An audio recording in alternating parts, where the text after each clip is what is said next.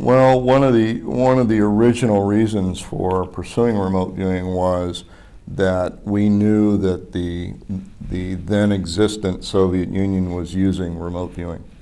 So we of course wanted to know what the degree of usability was. So one of the original ideas was to see if remote viewing actually worked, and if so, how well. The other part was that in finding that it worked, we would like to know how the information is generated and how it's carried from one point to the next, what the carrier of the information is. Unfortunately, over many years of research, it's been impossible to determine exactly the carrier or the method for transmission. So when you can't determine that directly, you must develop a way of determining it indirectly.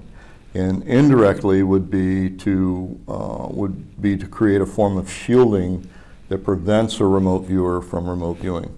In other words, if you can somehow shield the remote viewer and successfully do that, then by implication it will tell you something about how the information may be transferred.